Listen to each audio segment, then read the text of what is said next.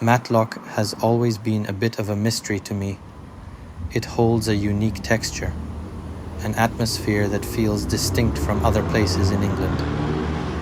Nestled deep in a valley, arriving in Matlock feels like descending into a hidden paradise, with its gentle hills cradling the town in a way that makes it feel both secluded and welcoming at the same time.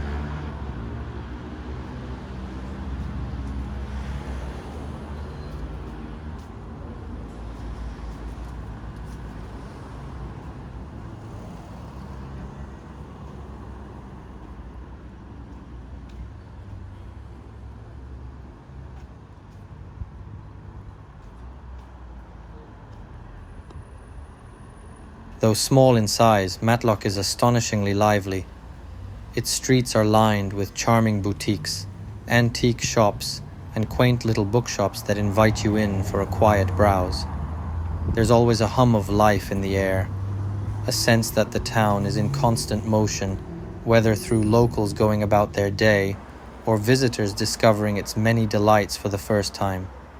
What catches the eye, too, is the distinct stone structure of the town's buildings. Unlike the typical red brick architecture found in much of England, Matlock's stonework gives it a character that feels both historic and timeless.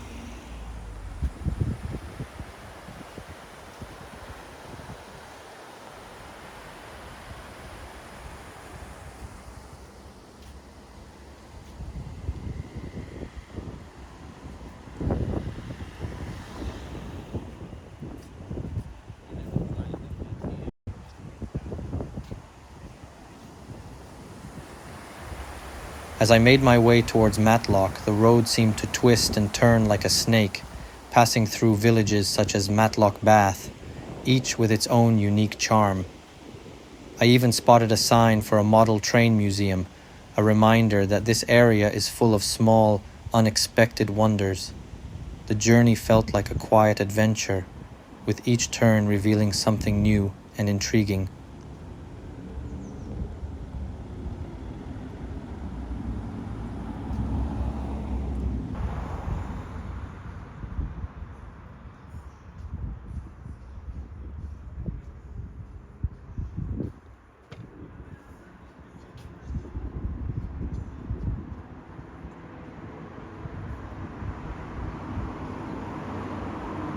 At the heights of Abraham, the view from the cable car was nothing short of breathtaking. As we ascended, the valley below stretched out like a vast canvas of nature, with every tree, rock, and hill perfectly placed. The stone caves, remnants from the Ice Age, added an eerie, almost gothic element to the experience, their cold, dark interiors a stark contrast to the bright, open landscape above. It was easy to imagine figures from another time wandering these paths. And in fact, I came across people dressed as Victorian ladies and gentlemen, adding to the surreal and timeless atmosphere.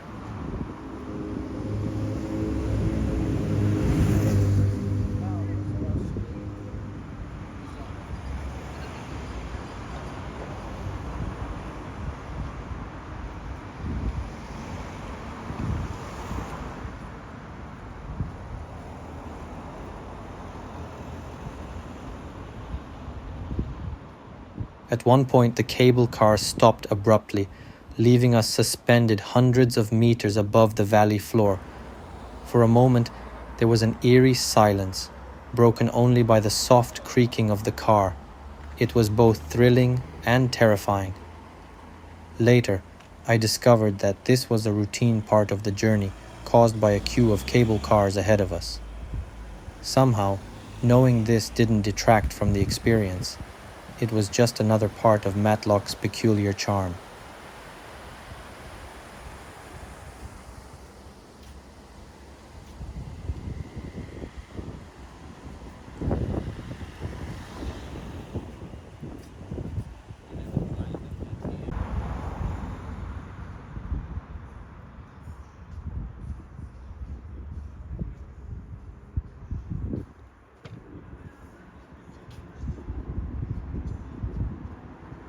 Reaching the town itself felt like a reward after passing through such scenic countryside.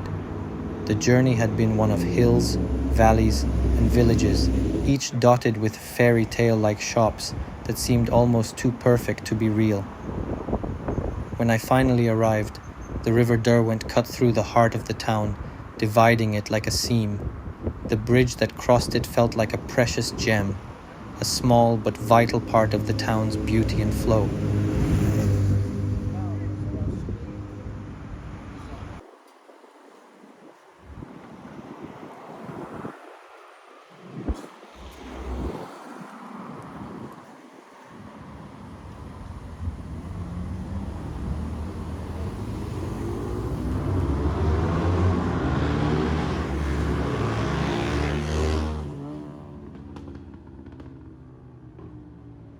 For such a small place, Matlock surprised me with its diverse range of restaurants. From traditional English fare to world cuisines, there seemed to be something for everyone, no matter your tastes. I hadn't expected to find such variety in a town of its size, and it was a pleasant reminder of how even the smallest places can hold the biggest surprises.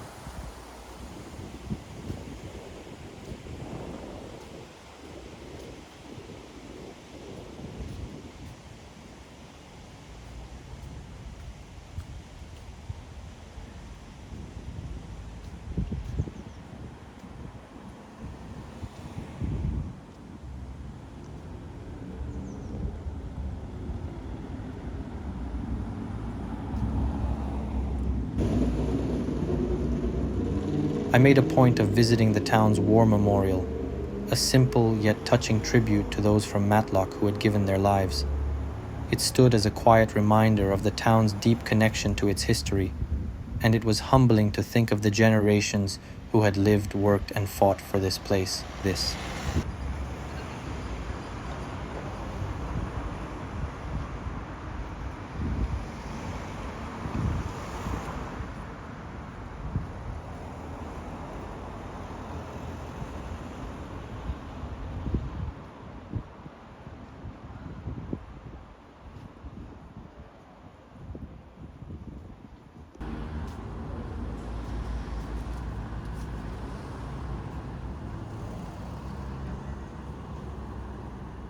As I left Matlock, I found myself smiling, already looking forward to my next visit.